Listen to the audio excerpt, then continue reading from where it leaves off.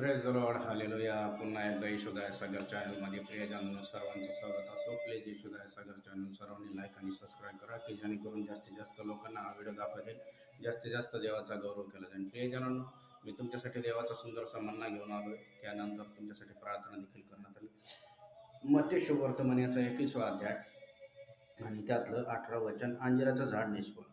मग सायंकाळी परत येत असताना त्याला भूक लागली आणि वाटेवर अंजिराचे झाड होते. ते पाहून त्या गेला आणि त्याला पानाशिवाय काही मिळाले नाही. आणि मग त्याने त्याला म्हटले, तुला कधी फळ नाही म्हणे. अंजिराचं झाड ताबडतोब फळून गेले. प्रियजनांनो, हे अंजिराच्या झाडाला प्रभू येशूने ह्या ठिकाणी श्राप दिला. हे पाहून शिष्यांना आश्चर्य करून लागले व अंजिराचे झाड लगेच कसे आश्चर्य करून म्हटले, अंजिराचे झाड लगेच कसे वळून गेले. येशूने उत्तर दिले, मी तुला खचित सांगतो, तू विश्वास धरशील तर संशय धरला नाही तर अंजिराचं झाडे केल्याप्रमाणे इतकेच काय डोंगरावर उपटून समुद्रात टाकेल म्हणून टाकण्यात येईल. तुम्ही विश्वास धरून जे काही प्रार्थना मागाल ते तुम्हाला मिळाले, असे विश्वास धरा म्हणजे तुम्हाला मिळेल. म्हणून प्रियजनांनो, तुम्ही काय करायचं, विश्वास धरायचा. विश्वास धरून प्रार्थना.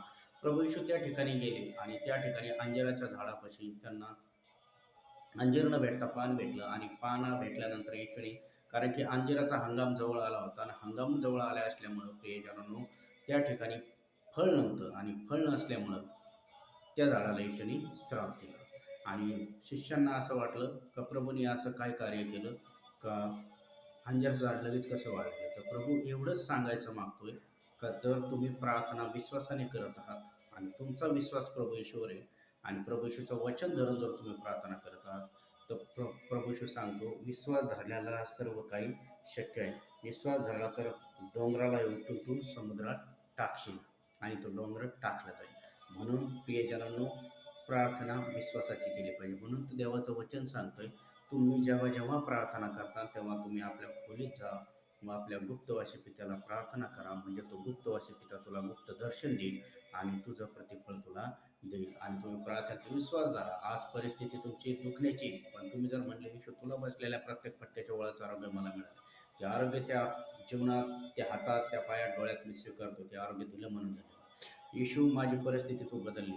तुम्ही अनमॅरिड असताना येशू तुम्हाला एक सुंदरशी अर्धांगिनी पत्नी दिली. विश्वासाने मागा आणि विश्वासाने येशूने दिली म्हणून धन्यवाद.